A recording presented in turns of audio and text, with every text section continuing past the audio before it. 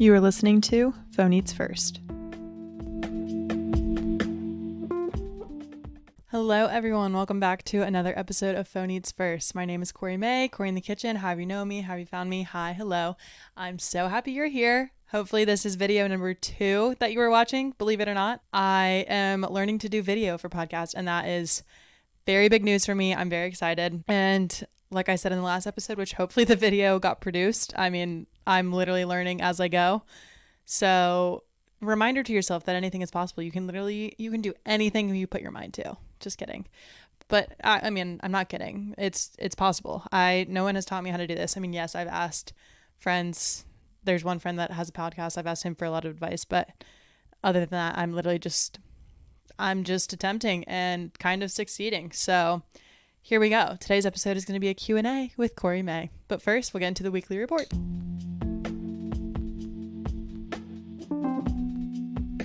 So our reading, I'm still reading A Court of Thorns and Roses, book number 3, which is called A Court of Wings and Ruin. I joked in my last podcast that I would never literally know the name of the book I'm reading, and I literally said the name wrong. I said Wind and Ruin. So just to further prove my point, I never know the name of the book I'm reading. But I am hopefully going to finish that soon and move on to complete the series maybe before summer ends. I don't know. I can read whenever I want, I guess. All right, eating. I am still going through all of my farmer's market meat, which is great. It is such an investment. I'm so happy that I spent a lot of money on meat at the market because meat at the market. That's not even funny. I don't know. Meat at the farmer's market because it's lasted me so long and I feel really good about eating it. And I know it's coming from a good local source. And I've had a lot of different things with it. I've made pasta, I've made tacos, I've made burgers. I also got steaks. So it's really lasted for forever. My obsession is fun drinks. And today on the pod, I am drinking some pomegranate green tea. So I literally always have something other than water with me in addition to water. I'm one of those people that walks out of the house with 6 different beverages. I could literally never live in a city solely because of the drinks I carry with me everywhere. So I recommend just adding a nice little drink to your day. And it doesn't have to be coffee. It doesn't have to be something expensive. It could literally be a seltzer water. It could be kombucha. It could be something that you buy at the store. But just to really mix it up. Or even Element electrolyte packets. Orange salt is my favorite flavor. And it's basically Gatorade, but I know it's better for you because it doesn't have all the sugars. Or it's sugar-free actually. So just something to spruce up your water and your beverages. While also staying hydrated, obviously. All right, our recipe, sourdough, just because I've made so much sourdough recently, and all it is flour and water. If you want more details, let me know. I'm also happy to share Josephine with you. I'm happy to sell you some bread, maybe give you some bread if you're nice to me. I don't know, but it's literally so easy and it is really fun. So if you're interested, I recommend giving it a shot. It's definitely a learning curve, but hey, we're learning new things around here. We're just jumping in head first, like a video podcast per se. All right, tea, treat. Wait, I wrote in my notes, fun drinks. I definitely meant to only do that once. Ooh, let's see. My treat is going to be, my treat today is my dessert sourdough that I had this morning because regular sourdough is just not enough. You got to have dessert sourdough too, aka chocolate sourdough. So tying back into my recipe, it's literally just regular sourdough starter and flour, but you also add in cocoa powder, chocolate chips, and it does have brown sugar in it, but I do think it's necessary. You could probably take it out or maybe cut the serving in half, but I don't know. I just full sent the sugar. I want this to actually be sweet, and it's really good. All right, that is the short and sweet weekly report. Now let's get into the Q&A.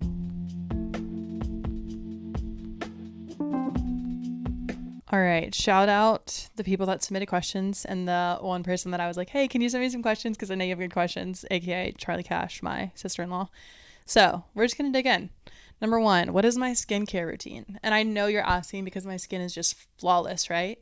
No, it's not. But it's good. I do have decent skin. Is it always great? No. But some days are better than others, I will say. And my skincare routine has actually gotten a lot less complex. I've never been one of those people that put 30,000 different things on my face, but I have always had a good cleanser. Right now I have 2. I have La Roche-Posay, however you say that, you guys know what I'm talking about. I have that cleanser, and then also CeraVe, and I kind of alternate. They're literally just gentle cleansers. And then I have also La Roche-Posay moisturizer, one with SPF and one without. So I obviously use the SPF one every day and then the one without SPF every night. I do have a vitamin C serum that I really like. It's from Derma E, and I put that on in the morning before moisturizer. And I also have that same brand of an exfoliant. I forgot about that. So I use that in the shower too, like a facial exfoliant. And that's really it. And I use Vaseline or Aquaphor on my lips at night. I do have pimple patches that I use a little too much, but I mean, they work. So, and that's it. That's all I do.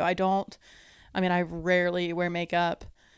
My makeup routine is to brush my eyebrows up and curl my eyelashes and put on Vaseline on my lips, and that's it. All right. So I keep it simple if you can't tell, and simple and hydrated. All right, number 2. What do you wish was more readily available at the farmer's market? So for sure, fruit, like all the time, like peak season fruit. So like strawberries, watermelon, blackberries, blueberries that I'm buying all the time anyways. Peaches, like just every single fruit, like apples. And a lot of this is available year round, but like when it is prime strawberry season, like you know how good those are. So that, and then also just the things that I buy at the grocery store on the regular, like avocados, lemons, limes. It'd be nice if those were at the farmer's market too. And then I could just kind of like one-stop shop for all of my produce. Also like spinach and lettuce. Like sometimes it's around, sometimes it's not. There's oftentimes kale, but I don't really eat kale anymore. It makes me extremely gassy. So I try to avoid kale. Yeah. So just kind of like my simple produce. I wish it was there all the time. All right. Number 3, healthy comfort meals. And so when I think of a comfort meal, I think of something that is warm for the most part. And like when I eat it, it's probably like pretty carb heavy and it's going to make me feel like very satiated. So definitely soup. That's an obvious one. And like soup like is quite healthy. Like the only thing is you want to make sure you're still getting your protein in. So, which is pretty easy to do if it still has protein. I mean, if it has meat in it or like a lot of beans maybe, or if you're vegetarian, definitely go heavy on the beans. But I like a chicken gnocchi kale soup. That's one of my favorites. I also just love like a roasted, insert vegetable name, like red pepper, tomato, whatever type of soup. And then you can always serve it with like a chicken grilled cheese or something. That way you're still getting your protein in. Like that would be a for sure comfort meal.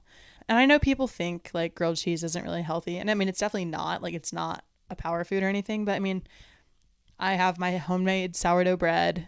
And cheese really isn't that bad for you. It's everything in moderation. So you're also getting your vegetables in with the soup. So all in all, I think it's an okay meal. And I don't love grilled cheese. Like I'm never going to be like, ooh, that is what I want right now. But when you have it every once in a while with tomato soup, like you're going to be okay.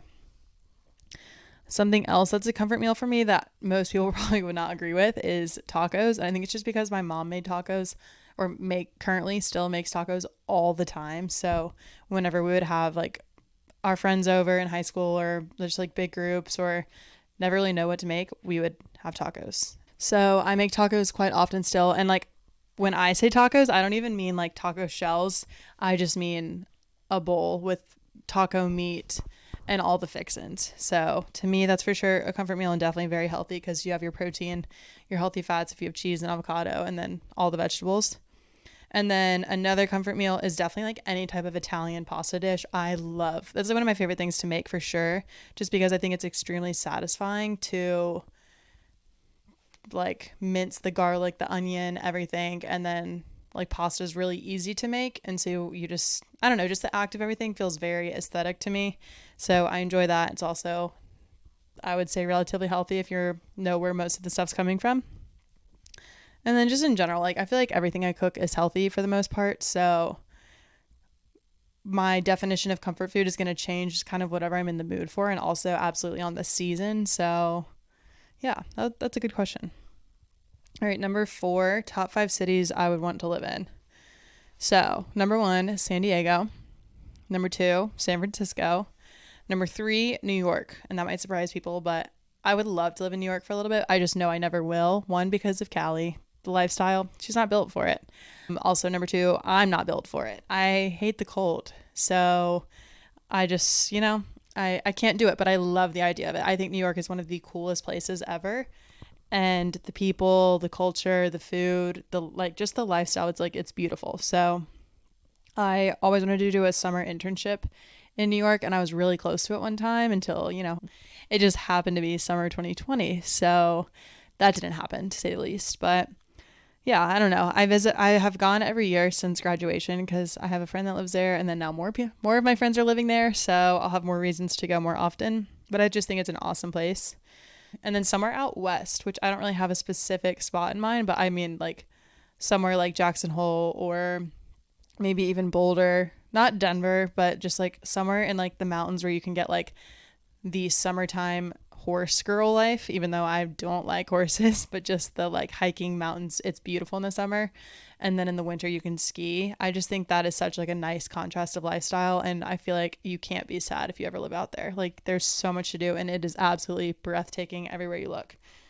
And then lastly would be Charleston, South Carolina, just because I am a beach girl through and through. So that's like probably the most realistic one on the list.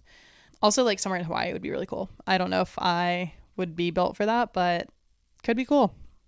All right, number 5, favorite cooking show. So as you guys know, I don't watch TV, but cooking show, Dinner with Friends by Wishbone Kitchen. I've only watched one episode, so that kind of reminds me I need to watch more. I mean, she doesn't have a ton out, but she posts them on YouTube. And Meredith Hayden is just hilarious and also a great cook. She's just a great personality, and so I'm obsessed with her. I like love everything she does. So that would be my one cooking show I would say I watch. Okay, number 6. Which Disney princess heroine do you most associate yourself with? I'm going to go... Actually, let me know what you guys think, because it's hard to like put one for yourself. I'm going to go with Elsa, just because she's made of ice. And my mother jokes with me that I'm like a cold-hearted snake. So... And obviously we kind of have similar features. Blonde hair, blue eyes, duh. I wish I could sing like her though. That'd be cool. Okay, number 7. What interior design vibe would your house be if I didn't rent? So clearly the vibe that you were looking at, I love color.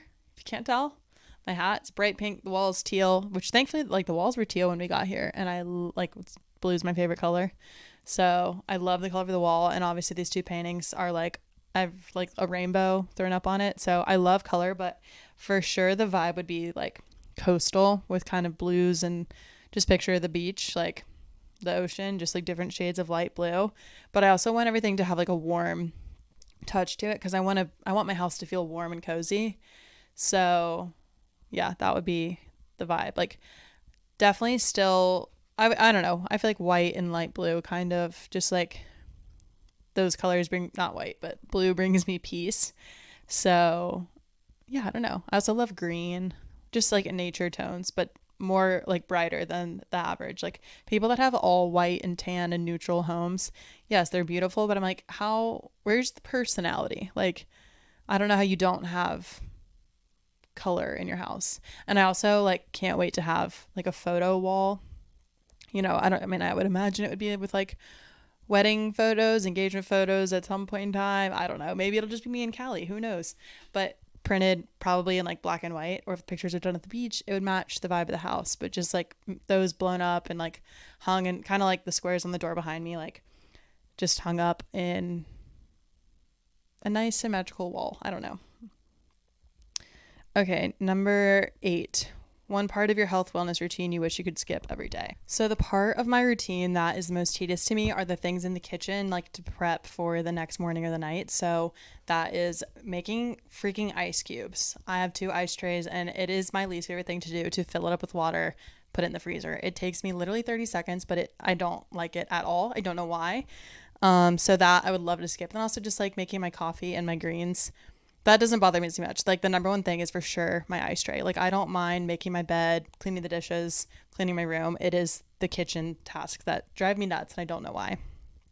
What are you most excited for about end of summer or this coming fall? So for fall, for sure, soup, football, friends, family, trips, colder weather, the clothes that come with colder weather, just like the whole fall season I love. Like also just, I don't know, just like the trips. And to me, fall is like a time of newness.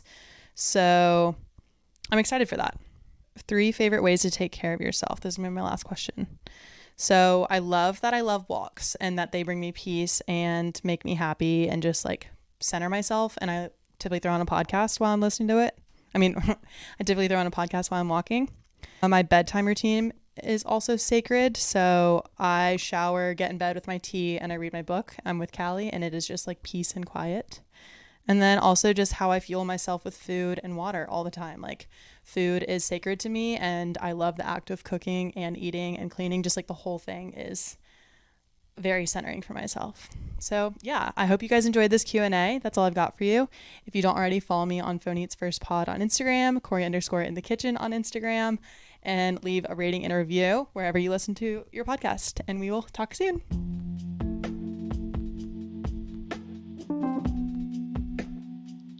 You are listening to Phone Eats First.